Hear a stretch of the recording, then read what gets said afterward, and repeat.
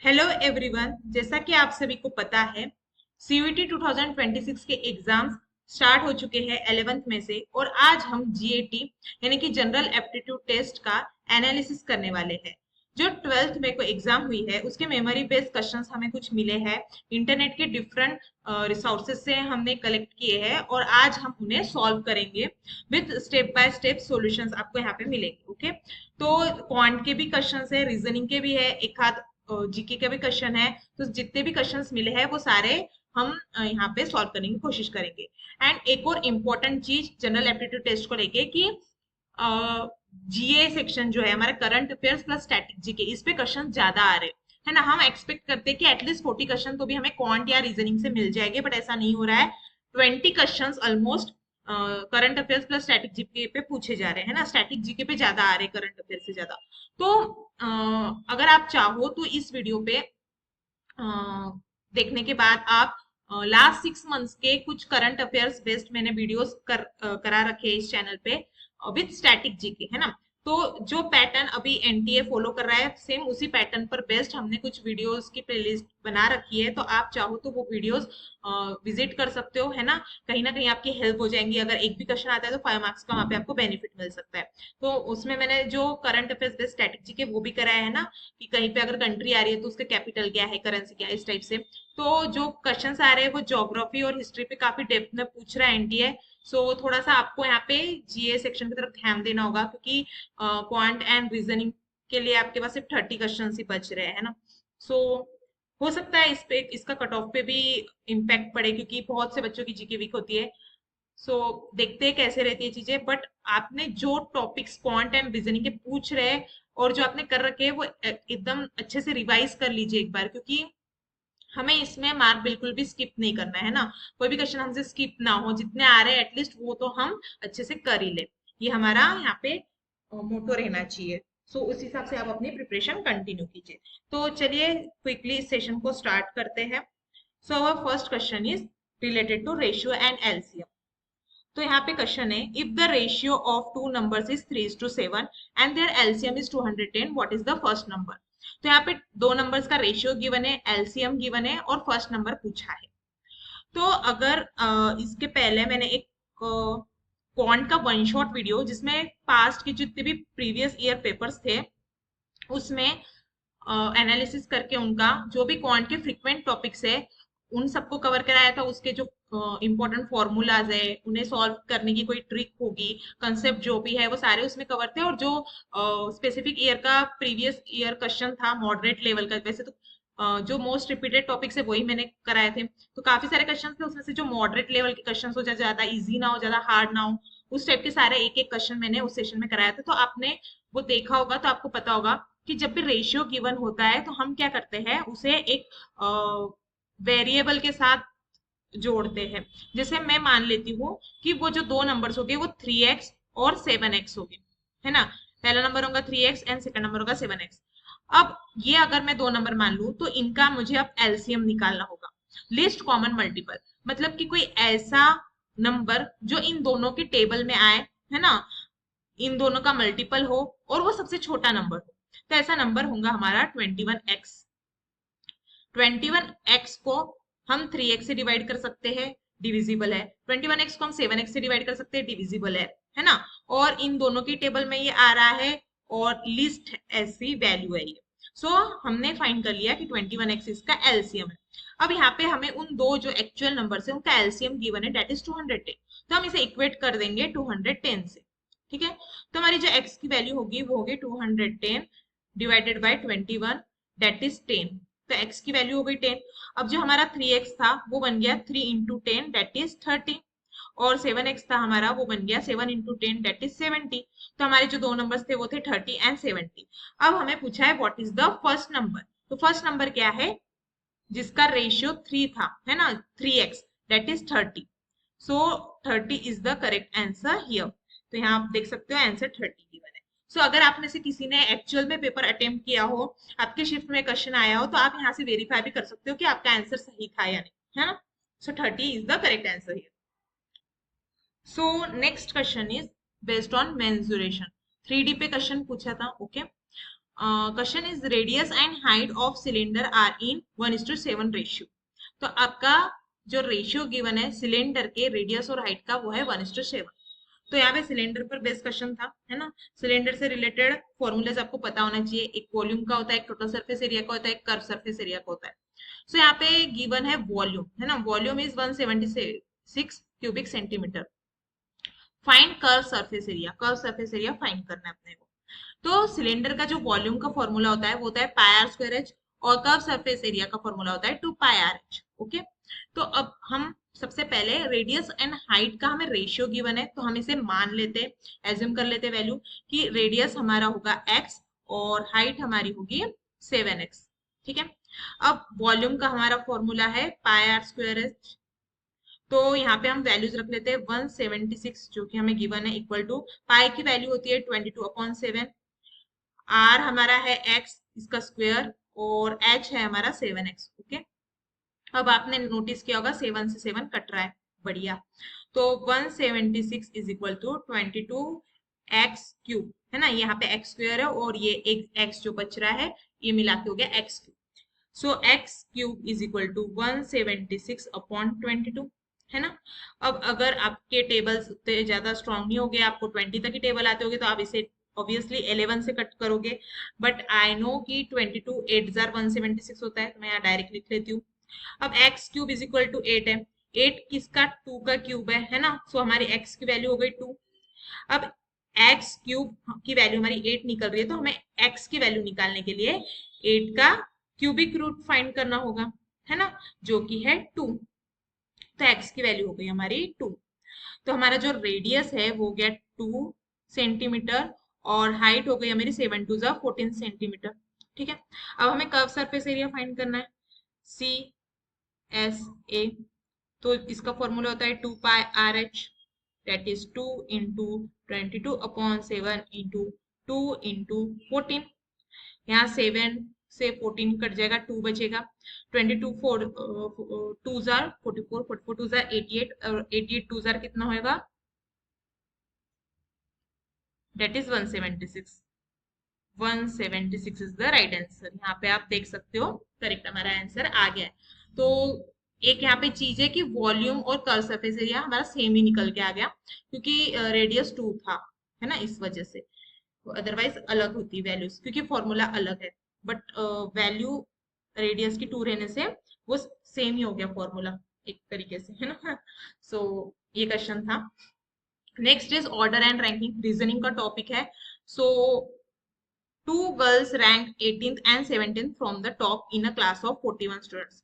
तो एक क्लास है उसमें 41 स्टूडेंट्स है, उन्हें टॉप टू बॉटम अरेंज किया गया है, और 2 गर्ल्स की रैंक है 18th एंड 17th। तो मैं मान लेती हूँ ये मेरी लाइन है। ओके, तो यहाँ पे 16 तक, टॉप से 16 तक हो गए कुछ बच्चे खड़े, और 17 तक हमारी गर्ल 1 है, और 18 पे हमारी सेकेंड गर्ल है, गर्ल 2। ठीक है, और इसके नीचे और कुछ बच्चे, और ये टोटल 41 है। तो अगर ये 17th है और ये 18th है, तो नीचे कितने बच्चे, ऊपर के हमारे जो बच्चे हैं वो 16th हो गए, है ना, ये पूरे टोटल 16 हो गए। नीचे फिर हमारी 17 जो है G1 है, 18 जो है G2 है, और नीचे कितने बच रहे, तो 41 में से 18 गए 23। तो ये जो नीचे जितने बच्चे बच रहे हमारे वो है 23। ठीक है, तो रैंक फ्रॉम द बॉटम पूछ रहा है। ओके, तो मैं अगर इसी चीज को रिवर्स कर लूं कि यहाँ तक के बच्चे जो थे वो 23rd बच्चे थे, फिर ये जो G2 है वो हमारी हो जाएंगी 24th, और ये हो जाएंगी 25th, और इधर फिर अगेन 16 बच्चे बचेंगे। समझ आ रही है बात? तो इनकी रैंक क्या हो गई, 24th और 25th। यही हमारा आंसर है। अगर आपको ये वाली ट्रिक नहीं समझ में आ रही है, तो एक फॉर्मूला वाली ट्रिक होती है जो आप में से बहुतों ने पढ़ा होगा, बट इतने कितने फॉर्मूलाज याद रखे, इसलिए मैं ये ट्रिक फॉलो करती हूँ। तो स्टिल हम फॉर्मूला वाली ट्रिक से भी फाइंड कर लेते हैं। करना क्या होता है, टोटल स्टूडेंट्स में 1 ऐड करना होता है, दैट इज 42। अब जो टॉप की रैंक हो या फिर बॉटम की रैंक हो उसको माइनस कर देना पड़ता है। जैसे अगर मैं 42 में से 17 माइनस कर दूं तो 25 बच रहा है ना। तो 17th वाली की रैंक हो गई 25th बॉटम में से, और 42 में से अगर मैं 18 माइनस कर दूं तो 24 रहेगा ऑब्वियसली। तो इसकी रैंक हो गई 24th बॉटम से। तो आपका आंसर आ जाता है 24th एंड 20। तो आप ये ट्रिक भी यूज कर सकते हो। +1 ऐड कर देना और जो भी बॉटम या टॉप की रैंक हो वो उसमें से सब्ट्रैक्ट कर देना, ठीक है।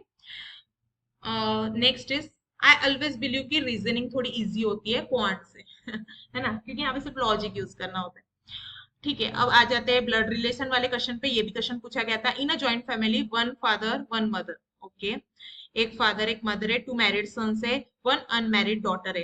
First son has two daughter, second son has one son and one daughter, how many females? Okay, तो एक अब फादर मदर से नहीं, हम टू मैरिड सन से स्टार्ट करते हैं ना, कि एक मेल है, वो मैरिड है, तो एक फीमेल होगी, और इसी का एक ब्रदर है ना, तो इसकी भी शादी होके मैरिड है, तो इसकी भी एक वाइफ होगी। अब फर्स्ट सन जो है, ये हमारा फर्स्ट सन मान लेते हैं हम, ये सेकंड सन मान लेते हैं, ओके। इसकी है टू डॉटर्स, ओके, इनके दो डॉटर्स हो गए, दोनों फीमेल है, ठीक है। Second son has one son and one daughter, okay, इनकी एक सन है और एक डॉटर है, ओके। अब एक फादर और एक मदर भी है ना, तो इनके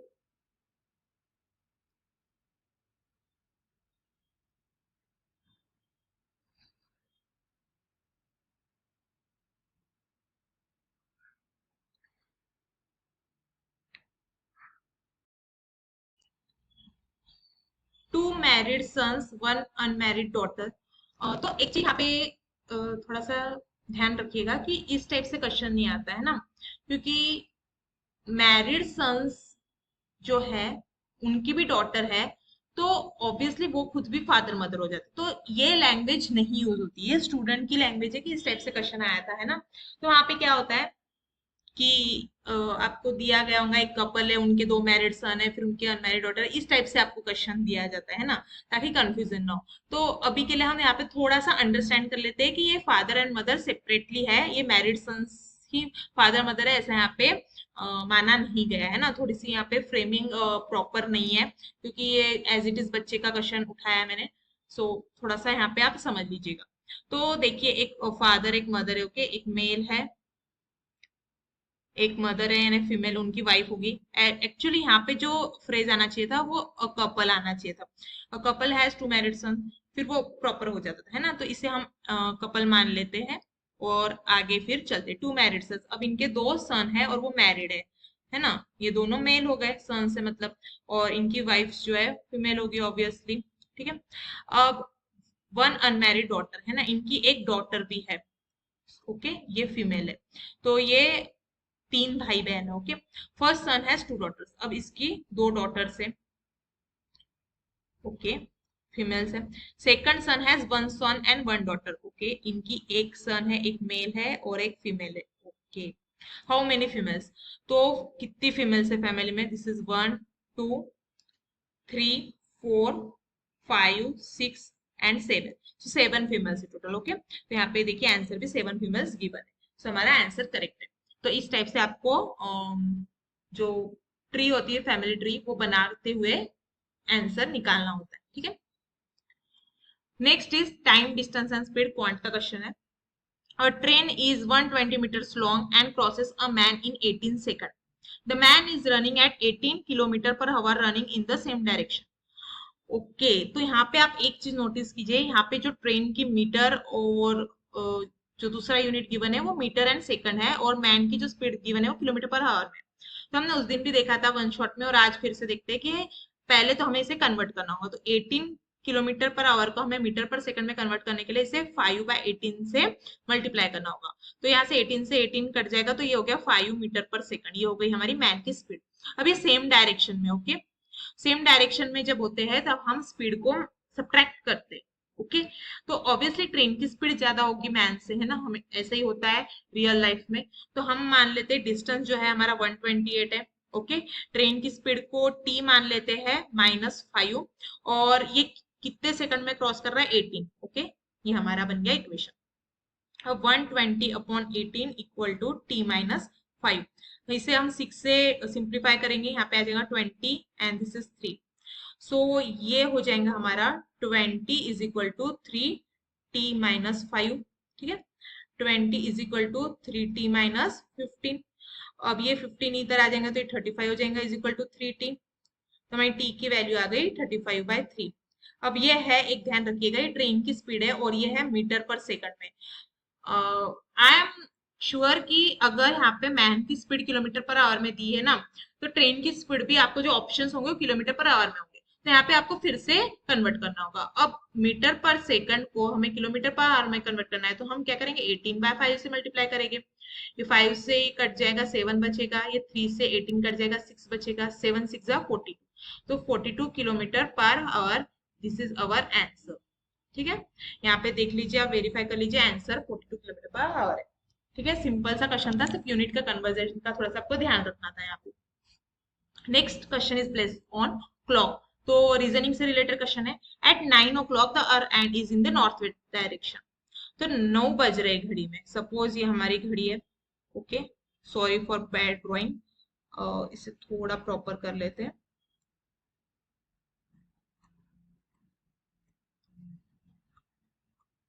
ओके, तो 9 ऐसे बजते हैं ना, इस तरीके से 9, 9 o'clock। ओके, सो ये हमारा हो गया और एंड, और ये हो गया हमारा मिनट हैंड। ठीक है, तो बोल रहा है कि और एंड जो है वो है नॉर्थ वेस्ट डायरेक्शन। अगर हम यहाँ पे बनाए तो नॉर्थ वेस्ट कैसा होगा हमारा, north south east west. Okay, तो ये जो डायरेक्शन है यहाँ पे 9 बज रहे, मतलब ये जो, सॉरी, ये जो हमारा, ये जो हमारा हैंड है वो इस डायरेक्शन में है। मतलब कि ये क्लॉक जो है ना 45 डिग्री से रोटेट हुई है, समझ रहे हो आप। तो अगर 9 यहाँ पे बज रहे हैं तो 12 ऑब्वियसली इधर ऐसे बजेंगे, यहाँ पे 12 हो जाएगा हमारा। तो ये जो डायरेक्शन है वो यहाँ से ऐसे जा रही होगी, यानी कि नॉर्थ ईस्ट डायरेक्शन होगी, है ना। तो मिनट हैंड जो है हमारा वो होगा नॉर्थ ईस्ट डायरेक्शन। ठीक है, ये हमारा आंसर है नॉर्थ ईस्ट डायरेक्शन। देख लीजिए आप यहाँ पे आंसर भी वेरीफाई कर लीजिए बॉटम से। ओके, सो यहाँ पे बस आपको ब्रेन लगाना था, है ना, कि ये ऐसे घुमा दिए घड़ी को 45 डिग्री में। सो ये इस तरीके से, अगर नॉर्थ वेस्ट में और एंड है तो नॉर्थ ईस्ट में मिनिट एंड होगा। बस यही लॉजिक था यहाँ पे। नेक्स्ट इज मेंसुरेशन से रिलेटेड। अगेन मेंसुरेशन से रिलेटेड काफी क्वेश्चंस आ रहे हैं, है ना, तो अच्छे से कर लीजिए सारे। ये तो ट्रेपेजॉइड से रिलेटेड है ना, थोड़ा यूनिक क्वेश्चन है। और ये क्वेश्चन थोड़ा सा मुझे लगता है एक हार्ड लेवल हम कह सकते हैं ना, क्योंकि कम देखने को मिलते हैं ऐसे क्वेश्चन। देखिए आप क्वेश्चन देखिए, a swimming pool is 24 metre long, 14 metre wide, 4 metre deep shallow end and 8 metre deep deep end, find volume. तो एक स्विमिंग पूल है, ओके, मान लेते हैं स्विमिंग पूल है और उस 24 मीटर लॉन्ग है। ओके, ये 24 मीटर लॉन्ग है, शैलो एंड पे 4 मीटर डीप है, ये नहीं, ये यहाँ पे 4 मीटर होगा। ओके, और दूसरे एंड पे ये 8 मीटर डीप है। ओके, ये 8 मीटर डीप है। तो ये इस तरीके से है, कहीं यहाँ पे थोड़ा सा ये कम डीप है, ओके, यहाँ पे बहुत ज्यादा डीप है। तो इस तरीके से ये कुछ हमारी फिगर बन रही है। तो ये मुझे ना उस चीज की याद दिला रहा है। आप में से अगर कोई सीबीएसई का स्टूडेंट होगा ना, तो क्लास 12th में डीप वाटर करके लेसन था, उसमें वो जो विलियम डोगलास होते हैं वो एक वाईसीएम में पूल में जाते हैं, वो एक तरह से शैलो होता है, एक तरफ से डीप होता है ना। तो इसी टाइप से कुछ पूल था, है ना, तो वही का रेफरेंस लेके क्वेश्चन आ रहा है। बढ़िया है। अ, तो अब यहाँ पे देखिए वॉल्यूम पूछा है ना। सो वॉल्यूम निकालने के लिए ना आपको सबसे पहले एक एवरेज डेप्थ पता करनी होगी। वॉल्यूम का फॉर्मूला होता है length into width into depth. Okay, length है 24 मीटर, विड्थ है 14 मीटर, और अभी हमें डेप्थ पता करनी है। दो डेप्थ गिवन है ना, तो हम दोनों को मल्टीप्लाई नहीं कर सकते, हमें एक एवरेज डेप्थ निकालनी होगी। तो एवरेज कैसे निकलेगा, आपको पता है, 4 + 8 upon 2, that is 12 upon 2, that is 6। तो ये सपोज जो डॉटेड लाइन है ये है एवरेज, है ना। तो एवरेज हमारी निकल के आ गई 6 मीटर। ठीक है, सो अब हम वैल्यूज यहाँ पे रख लेते हैं हमारे वॉल्यूम के फॉर्मूला में। लेंथ हमारी 24 थी, विड्थ हमारी 14 है और डेप्थ हमारी 6 है। ओके, सो 14 5 जार 70, 14 6 जार 84। सो 84 इंटू 24, 24 4 जार 96, 24 8 जार 24 8 जार हमारा होगा 192, और इसमें हम ऐड करेंगे 9, that is 216। Okay, so 216 metre cube. Okay, ये हमारा आंसर है, दैट इज बिल्कुल सही है ना, 2016 क्यूबिक मीटर, मीटर क्यूब। सो इस तरीके से आपका आंसर निकला था। तो यहाँ पे एक ही ट्विस्ट था, एक तो आपको वॉल्यूम का फॉर्मूला पता होना था, और जो एवरेज हाइट होती है, सॉरी डेप्थ होती है हमारी, वो पता करनी थी, है ना। ना हम 4 जो शैलो एंड है, ना 8 जो कि डेप्थ एंड है, ये दोनों ही नहीं पकड़ते हुए जो बीच की एक डेप्थ हम मान के चलते हैं वो 6 हमारी निकल के आ रही थी, वो हमने यहाँ पे वैल्यू कंसीडर की है वॉल्यूम कैलकुलेट करते वक्त। सो इस हिसाब से क्वेश्चन था। नेक्स्ट ज्योग्राफी से रिलेटेड क्वेश्चन, मतलब ये जीके से रिलेटेड क्वेश्चन था, कि क्वेश्चन था with which countries does Arunachal Pradesh share borders. तो किन कंट्रीज के साथ जो हमारा अरुणाचल प्रदेश स्टेट है इंडिया का, ये बॉर्डर शेयर करता है। तो यहाँ पे कुछ ऑप्शंस थे, जैसे कि नेपाल, भूटान, बांग्लादेश एंड म्यांमार, और choose all correct answers. Like आपको ऐसे ऑप्शंस गिवन होंगे, both A and B, only A B and C, all of the above, none of these, इस टाइप से आपको ऑप्शंस गिवन होंगे, है ना। उसमें से आपको एक मार्क करना होगा, क्योंकि यहाँ पे जो करेक्ट आंसर बन रहा है वो बी एंड डी बोथ बन रहा है। ठीक है, सो भूटान के साथ भी और म्यांमार के साथ भी अरुणाचल प्रदेश जो है बॉर्डर शेयर करता है। तो अरुणाचल प्रदेश जो है चाइना, म्यांमार यानी कि बर्मा और भूटान, इन 3 नेशंस के साथ अपनी बॉर्डर शेयर करता है। नॉर्थ ईस्ट में आता है अरुणाचल प्रदेश, और वो चाइना के साथ नॉर्थ एंड नॉर्थ ईस्ट में शेयर करता है बॉर्डर, और ये लॉन्गेस्ट बॉर्डर शेयर करता है ना इस नेशन के साथ। म्यांमार जो कि ईस्ट एंड साउथ ईस्ट से बॉर्डर शेयर करता है ना। नागा रीजन जो है अरुणाचल प्रदेश के, उस रीजन से ये बॉर्डर शेयर करता है। और भूटान जो है वेस्ट में आता है, और इससे बहुत छोटी सी बॉर्डर शेयर करता है ना। तो इस तरीके से कुछ ये, अगर आप मैप पे देखो तो इस तरीके से आपको मिलेगा। सो हमारे जितने भी स्टेट हैं उनसे रिलेटेड इंटरनेशनल बॉर्डर्स और लैंड बॉर्डर भी होती है, इसमें मैरीटाइम बॉर्डर भी होती है, काफी चीजें हैं। तो इंटरनेशनल बॉर्डर से टॉपिक आप अच्छे से कर लीजिए, है ना। आपको मिल जाएगा यूट्यूब पे भी या फिर किसी जीके बुक में भी। हर बहुत से स्टेट्स हमारे अदर कंट्रीज के साथ, अदर नेशंस के साथ बॉर्डर शेयर करते हैं, और उन सब का आपको पता होना चाहिए। इनफैक्ट हम इसकी ट्रिक्स भी आपको मिल जाएंगे, आप ट्रिक्स से लर्न करोगे तो आपको बेटर ध्यान में रहेंगी चीजें, है ना। Next is missing number in sequence. आपको एक सीक्वेंस दिया है, इसमें मिसिंग नंबर फाइंड करना है। Sequence is 6 8 12 18 16। इनका डिफरेंस निकाल लेते, 2 4 6 8। ओ वेरी इजी, यहाँ पे 10 आएगा, 26 में 10, that is 36। 36 is the missing number, answer is 36। बहुत ही इजी सा सीक्वेंस गिवन था, बहुत ही लॉजिक इजी था। 5 मार्क के लिए मुझे नहीं लगता इतना इजी देना चाहिए, बट स्टिल इतने हार्ड क्वेश्चन से तो कुछ तो इजी हो, है ना, कंपनसेट हो जाए। तो ऐसे क्वेश्चन बिल्कुल भी मिस मत करिएगा, एक बार पेपर तो पूरा देख ही लेना, है ना। ऐसा कोई क्वेश्चन मिल जाए तो कुछ तो हम सॉल्व करके ऐसा हो जाए, है ना। चलिए, नेक्स्ट इज इंडियन हिस्ट्री पे बेस्ड क्वेश्चन था। What significant event happen in 1858 after the revolt of 1857। अब हमें ये तो पता होता है कि रिवोल्ट कब हुआ था, 1857 में हुआ था, बट 1858 में क्या हुआ ये पूछा है। देख रहे हो आप, तो आपको पूरी क्रोनोलॉजी पता होना चाहिए कि हिस्ट्री में कब कौन सा इवेंट हुआ। तो आपको पता है सेपोय मुटिनी, ये रिवोल्ट था, रिवोल्ट ऑफ 1857 भी कहा जाता है इसे। ये हुआ था, है ना। कुछ हमारे जो सैनिक थे जो ब्रिटिशर्स के लिए काम करते थे, ईस्ट इंडिया कंपनी के लिए, उन्होंने उनके विरुद्ध विद्रोह कर दिया था, क्योंकि वो जो गन यूज करते थे उसमें कुछ एनिमल्स की वहां पे स्किन लगी होती थी, जो उनके सेंटिमेंट्स को हर्ट करती थी एंड ऑल, तो उन्होंने काफी विद्रोह कर दिया था, है ना। काफी फेमस है ये। तो उसके बाद क्या हुआ, 1858 में क्या हुआ, so transfer of power from East India Company to British Crown. तो पहले क्या होता था, हमारे इधर ईस्ट इंडिया कंपनी आई थी, है ना, बिजनेस करने के हिसाब से।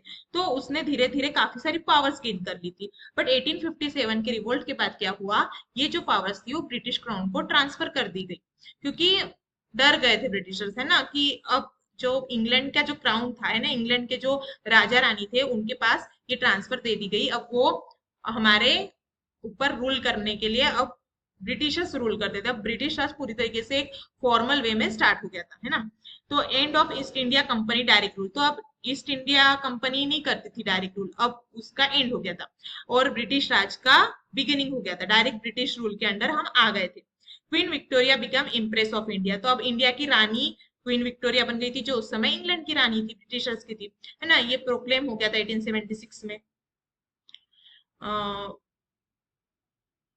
इसके बाद introduction of British administrative system, तो ब्रिटिशर्स ने अपनी जो एडमिनिस्ट्रेटिव सिस्टम थी वो यहाँ पे इंडिया में इंट्रोड्यूस की, है ना, उनके तरफ से। जैसे अब आपने अगर कॉन्स्टिट्यूशन ये टॉपिक पढ़ा होगा तो काफी सारे कॉन्स्टिट्यूशन में फीचर्स बोरो किए गए, तो मैक्सिमम जो बोरो फीचर्स है वो ब्रिटिशर्स के थ्रू है, क्योंकि ब्रिटिशर्स ने हमारे इधर उनका एडमिनिस्ट्रेटिव सिस्टम लाया था, तो हमने बहुत सी चीजें उनके ही एडमिनिस्ट्रेटिव सिस्टम से अपने कॉन्स्टिट्यूशन में पिक की है। जैसे कि हमारे इधर टू हाउसेस होते, एक लोअर हाउस एक अपर हाउस, ये भी ब्रिटिश सिस्टम में था, तो उसी से हमने लिया है। तो इस टाइप से उन्होंने अपनी जो एडमिनिस्ट्रेटिव सिस्टम थी इंग्लैंड में वो यहाँ पे इंट्रोड्यूस कर दी।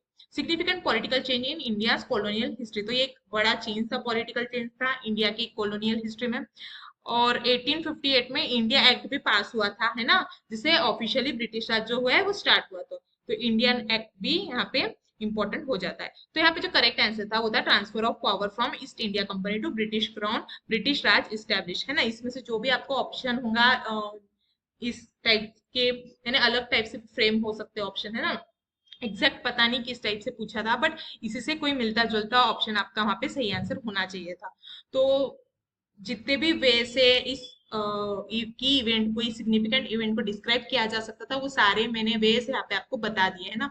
कि एक तो ईस्ट इंडिया कंपनी का डायरेक्ट रूल एंड हुआ, ब्रिटिश राज का बिगिनिंग हुआ, डायरेक्ट ब्रिटिश रूल स्टार्ट हुआ, क्वीन विक्टोरिया हमारी एम्प्रेस बन गई, और ब्रिटिश एडमिनिस्ट्रेटिव सिस्टम स्टार्ट हुआ, सिग्निफिकेंट पॉलिटिकल चेंज हुआ इंडिया की कॉलोनियल हिस्ट्री में, इंडिया एक्ट पास हुआ। तो ये सारे में से जो भी यहाँ पे ऑप्शंस में आपको दिख जाए उस पर आपको टिक लगाना था, ठीक है।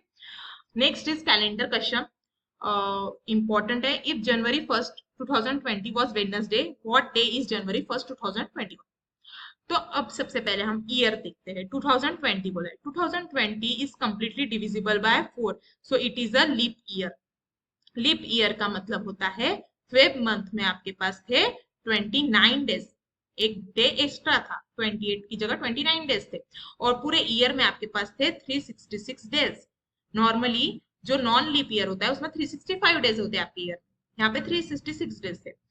एक बात ध्यान रखिएगा, ये 2020 था इसलिए हमने 4 से डिविजिबल है कि नहीं चेक किया, बट जब सेंचुरी ईयर आते जैसे कि 2000 हो गया, तो ये लिप ईयर है कि नहीं देखने के लिए हम इसे 400 से डिवाइड करते हैं ना। अगर 400 से डिविजिबल हो तो ही वो सेंचुरी ईयर माना जाता है, अदरवाइज ये एक चीज ध्यान रखिएगा। ओके, आते हैं हमारे क्वेश्चन पे।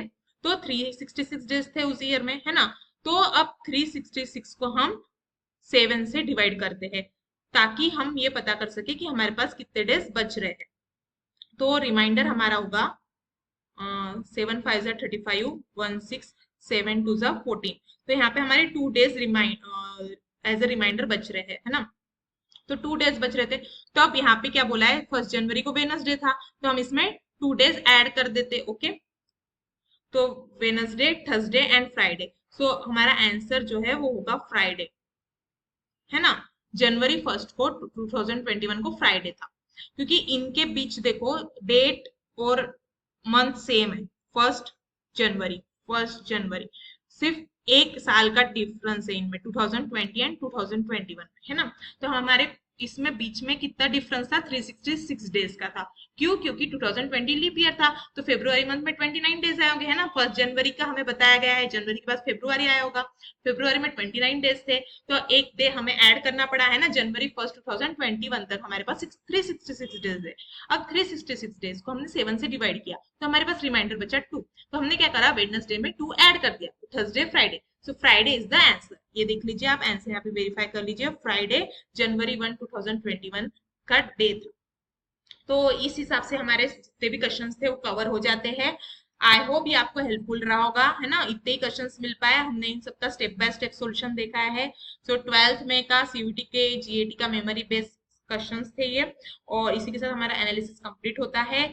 आगे की शिफ्ट्स के लिए आपको गुड लक, है ना। अच्छे से मन लगा के जितने आपके पास डेज है स्टडी कीजिए, चीजों को रिवाइज करते चलिए। अगर मॉक्स आपके पास अवेलेबल है तो बहुत अच्छा है ना। जीएटी में मॉक्स ही ज्यादा हेल्पफुल रहते हैं। आप क्वांट रीजनिंग के क्वेश्चंस कितने जल्दी फास्ट सॉल्व कर सकते हो, आपकी स्पीड मैटर करती है विथ एक्यूरेसी ऑफ कोर्स, क्योंकि निगेटिव मार्किंग है। सो थोड़ा सा मन लगा के पढ़ाई कीजिए, फिर आगे तो थोड़ा सा एक ब्रेक मिलेगा ही आपको यूनिवर्सिटी में एडमिशन होने तक, है ना। फिर फन कीजिएगा, चिल कीजिएगा, बढ़िया। बट अभी थोड़ा सा फोकस के साथ स्टडी कर लीजिए। So thanks for watching, keep learning, thank you.